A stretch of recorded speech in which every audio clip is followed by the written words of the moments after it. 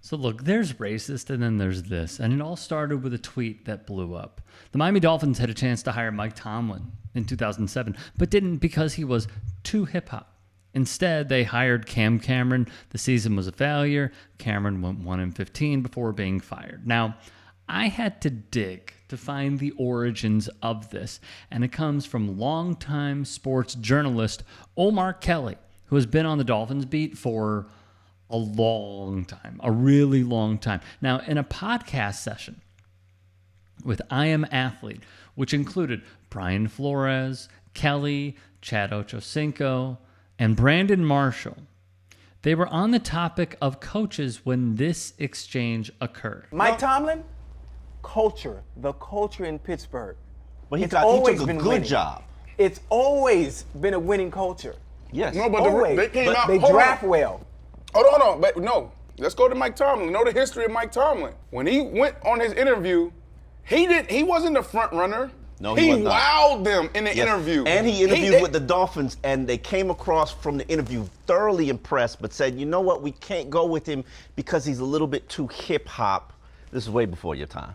A little bit too hip-hop. That was said? And Cam Cameron got the job, and Cam Cameron was a colossal failure. That interview would air on February 21st, 2022. Now, if we dig a little deeper to try and find this story, the Miami Herald would print one from Kelly's colleague, Armando Salguero. Let's set the scene, though. It was 2007, a tumultuous time for the Miami Dolphins. They had just had Nick Saban for 2 years. He went 15-17.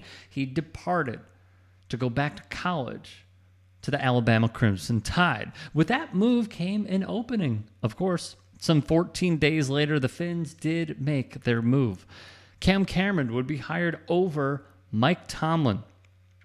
As head coach at my alma mater, Indiana University, Cameron was 18-37, though afterwards he played some very good cleanup on one of the most explosive offenses we had seen at the time, where they posted 400-plus points in 3 straight years.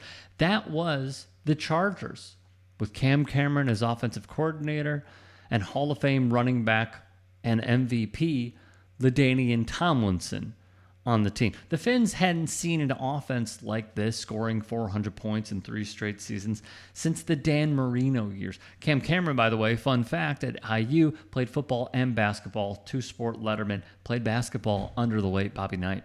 At the time, Wayne Huizenga was the owner, not Stephen Ross, and during the job search, wrote Salguero, too hip-hop. One Dolphins employee who had a say in the decision would say that of Mike Tomlin weeks later. Miami went with Cam Cameron. Tomlin interviewed with the Steelers days after that debacle, you could say, with the organization in Miami. 3 years later, a culprit would be named. Joe Bailey, who at the time served as chief executive officer of the team, has, per reports at the time, allegedly made that comment.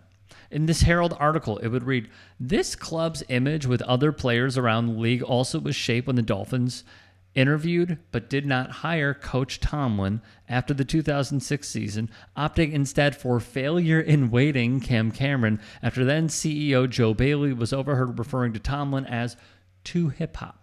That was heard as code for too black by many around the league, and to that I concur. Let's present Exhibit A. Mitt Romney got 27% of the Hispanic vote and lost.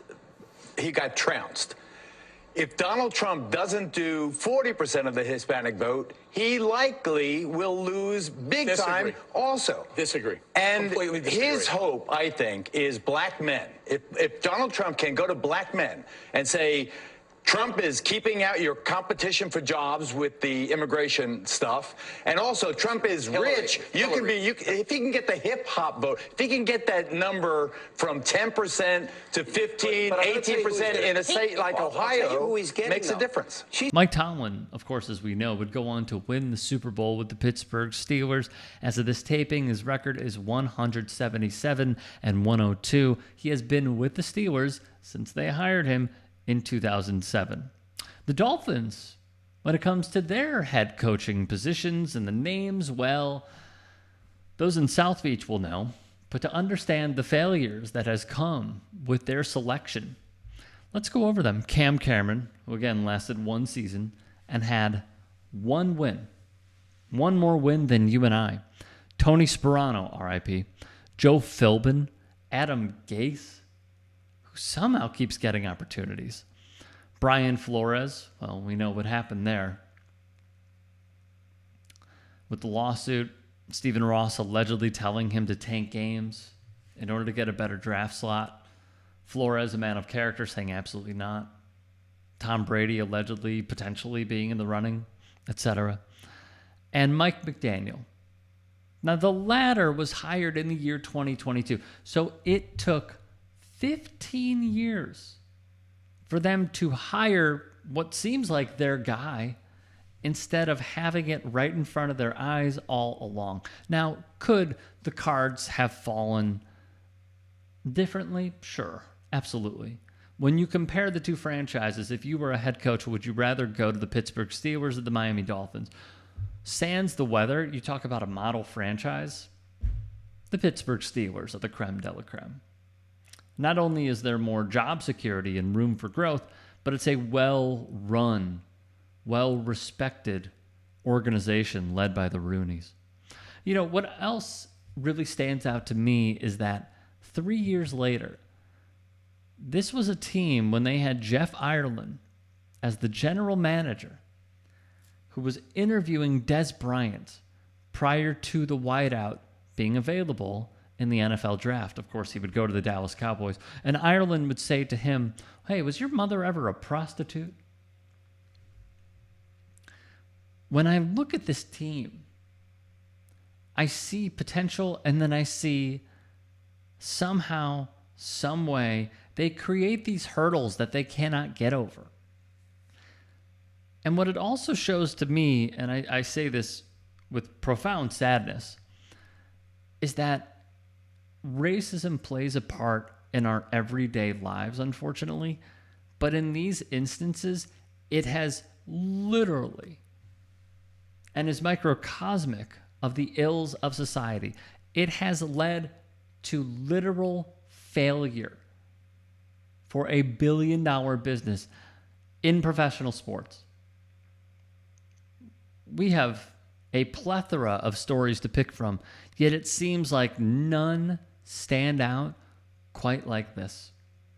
We're a team, because of racism getting in its way and their own way, has led to tumultuous seasons, downfalls, one-win years, when they could have had longevity at the head coaching position and respectability the entire time. If you can and are willing, please become a paid member here at TYT Sports. And or go to tyt.com/join. In addition, you can follow me on Twitter, Instagram, and TikTok. Appreciate it. Have a great day.